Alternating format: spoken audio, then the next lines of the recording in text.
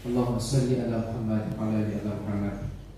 Jemaah salat asar insyaallah yang sama-sama harapkan keridhaan dari Allah Subhanahu wa taala. Kembali kita memanjatkan puji syukur karena Allah Subhanahu wa taala masih memilih kita. Sampai dengan detik ini Allah Subhanahu wa taala masih berikan kita begitu banyak kenikmatan. Dan sebenarnya kenikmatan itu memang tidak bisa kita untuk membalas. Jangankan untuk membalas, tapi kata Allah, ya wa in ta'udu ni'matallahi la tuzuha. Sekiranya engkau menghitung-hitung nikmat, kata Allah, la tuzuha, engkau tidak akan mampu untuk menghitungnya. Nah, hadirin yang mulia Allah Subhanahu wa taala, kembali kita mengirimkan salawat dan salam keharibaan baginda Muhammad sallallahu alaihi wasallam. Nabi hadirin yang mulia sangat tidak menginginkan kita ini umatnya susah. Nabi sangat tidak ingin menginginkan kita umatnya menderita. Saya teringat waktu Nabi menerima sholat, waktu yang Allah pertama kali memberi 50 rakaat sholat, sampai Rasulullah merasa umatnya sangat berat untuk bagaimana mengerjakan 50 sholat dalam sehari semalam.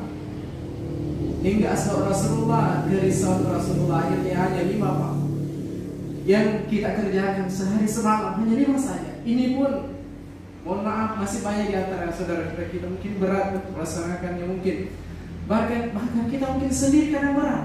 Pada awalnya 50, tetapi Nabi kita sangat sayang kepada kita.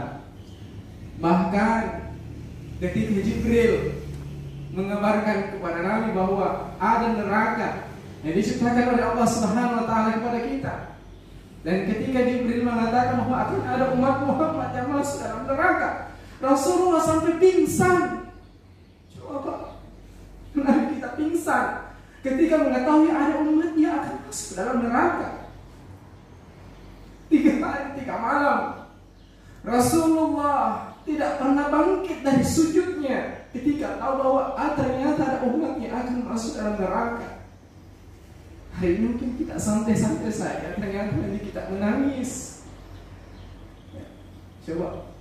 Jadi memang kalau sekiranya kita tidak bersalawat kepada Nabi, sebenarnya ternyata salawat itu adalah untuk semuanya, untuk diri kita sendiri. Jadi wajar kalau Rasulullah mengatakan bahwa orang yang kikir ketika disebut nama Nabi Muhammad tapi tidak bersalawat atasnya. Allahumma shalli ala Muhammad. Hadirin insyaallah dirahmati oleh Allah Subhanahu wa taala, yang ingin saya ingatkan pada kita, ya, sebagaimana memang kita ini harus selalu mengingat yang namanya SIM. Apa itu SIM? Saling ingat dan mengingatkan. Karena kita ini punya penyakit yang namanya lupa. Ya. Yang coba saya ingatkan untuk diri saya pribadi dan kita semua yang hadir di majelis yang insyaallah penuh berkah ini adalah dalam kehidupan kita senantiasa harus bersabar dan senantiasa bersabar. Di sini letak pahala kita yang sebenarnya. Ya. Semua pahala, semua ibadah yang diturunkan oleh Allah, perintah Allah kepada kita, semua ada batas pahalanya. Sholat ada batasnya, sesuai dengan bagaimana rukun, dengan syarat, bahkan ya kekhusyuan kita ada batasnya. Begitu pula haji, umrah, zakat dan lain sebagainya ada batasnya. Tapi ternyata ada satu yang Allah tidak batasi. A'udzubillahi minasyaitonir rajim. Innama yuwaffas sabiruna ajrahum bighairi hisab. Hanya orang-orang yang bersabarlah diberikan pahala tanpa batas. Jadi memang sejatinya dirinya mulia hanya kita yang kadang membatasi kesabaran. Karena kenapa? Sabar dari Allah ternyata tidak ada batasnya. Ya, sebagaimana pahalanya. Dalam kehidupan kita tidak pernah memesan. Ya. Kalau di kafe Pak, kalau kita pesan pisang goreng kemudian yang datang mie goreng, silakan protes. Tapi coba dalam kehidupan kita, apa yang pernah kita pesan sama Allah? Coba, pernahkah kita pesan, ya Allah lahirkan saya di Bone, ya Allah lahirkan saya jadi polisi, lahirkan saya dengan orang tua yang kaya, pokoknya lain sebagainya, tidak pernah kita pesan. Kalau tadi kita pesan dan lain datang, kita mengeluh wajar. Tapi dia tidak pernah pesan satupun pada Allah. Makanya hari ini saya mengatakan bagaimana senantiasa kita bersabar dan bersabar. Kenapa? Masya Allah, Nabi luar biasa sabarnya. Ya. Kadang ada yang mempelesetkan bahwa bagaimana sih sabarnya kita ini? Ya. Apakah orang melempar batu kemudian kita balik melempar dengan roti? Atau ada orang yang melempar kita dengan kayu ataupun apapun sebagainya? Ya. Kita lempar dengan bunga. Ada yang mengatakan, iya Pak, bunga tapi ikut pokoknya. Iya. Tapi Nabi Muhammad SAW, Masya Allah, mengajarkan kita yang sabar yang luar biasa. Bagaimanapun kondisinya, Rasulullah selalu sabar. Bahkan bagaimana Pak kita sejarahnya bahwa Nabi ketika berdoa di Taif, ya, dilempari Pak, bukan dilempari hanya benjol, kan Rasulullah dilempar sampai berdarah. Ternyata masih sabar juga. Jadi kalau kita tidak belajar sabar, kita mau ikut yang mana? Jadi hari ini kalau kita banyak cobaan Pak, masih banyak orang lebih besar cobaannya daripada kita. Mohon maaf, hari ini kasih kita sakit kepala, sakit gigi mengeluh, sakit mata mengeluh. Tapi masih banyak saudara kita yang hari ini tidak bisa melihat. Kita kadang mengeluh Pak, sakit tangan, sakit kaki. Mohon maaf, habis kita hari ini kita tidak, Allah tidak beri dia tangan, bahkan Allah tidak beri dia kaki. Kita banyak mengeluh. Makanya senantiasa dalam kehidupan kita harus senantiasa bersabar. Kenapa? Di situ sebenarnya pahala Pak. Ada orang berbuat buruk sama kita.